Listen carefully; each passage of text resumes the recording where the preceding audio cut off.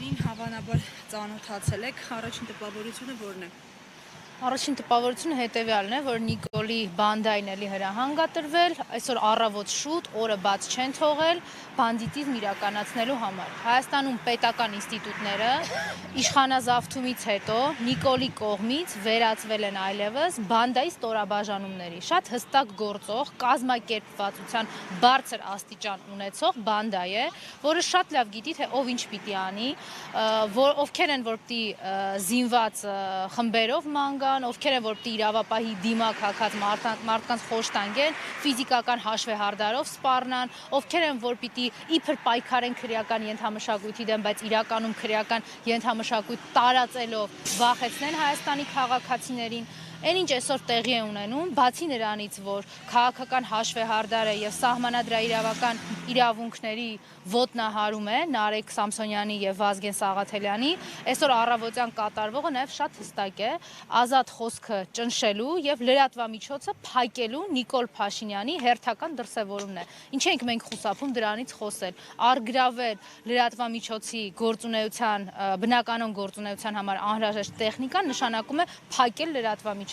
եւ դա կոնկրետ հստակ հրահանգ է եղել, որ այսօր կատարել է հեղինակազրկված քննչական ու ազգային անվտանգության ծառայությունը։ Տիկին Մկրտչյան, ամեն դեպքում խուլիգանության հոդվածի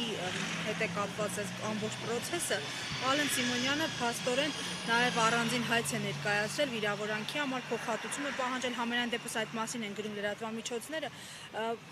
ոչ նորմատիվային բառապաշարի համար, եթե ընդունենք անգամ, որ դա եղել է, այս տեսարանները համարժեք են։ Դուք Ալենի բառապաշարը տեսել եք, ազգային ժողովի նախագահի աթոռին վերընկած, ինչ հայհոյանք, անմակարդակ բնույթի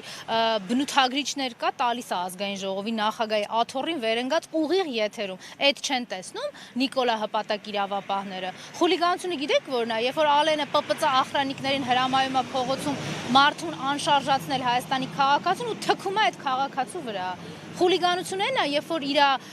ծնողը հայհոյանք է ցույց տալիս ժեստ Հայաստանի քաղաքացիներ, հետո գնում են քննչական ունենց են դասավորում, ասում են որ սա հաղթանակի ժեստ է պարզվում։ Խուլիգանությունը, բեսպրիդելն ու քրեական ենթամշակույթը այ հենց այս տեսքն է ունենում։ Իսկ Ալենի հետ կապված մի բան է մենակ հարցական մնում, ինքը իր անձը վերջնականապես երբ է որոշում կայացրել թաղելու։ Այն օրը, երբ որ Նիկոլի հատուկ հանձնարարություններ կատարողը ֆիքսեց, արձանագրեց եւ դա տենց էլ առանց վիճարկման մնաց այն, որ ինքը անբարոյականի վաստակ է, այդ ժամանակ, թե այն ժամանակ, երբ որ իր հայրենիք համարվող Աղդամը ծախեցին, հանձնեցին Թուրքին, թե այն ժամանակ, երբ որ Նիկոլը հանձնարարեց իր հարսին տանել բանտախուց, այս է խնդիրը։ Տիկին Մկրտչյան, իդեպ հայտարարությունների առնչությամբ կարծեք հայց կար ձեր դեմ հենց Ալեն Սիմոնյանի կողմից, ինչ փուլում է, ինչ գործընթացներ հաջորդեցին դրան։ Նիկոլի վնգստացող դատավորների, աղդամցի Ալենի հրահանգով գործող իրավապահների գործողությունները քննարկման առարկա պետք չի դարձնել, այդ պայքարը կավարտվի այն ժամանակ, երբ որ Հայաստանում իրավակարգը կվերականգնվի։ Շնորհակալ։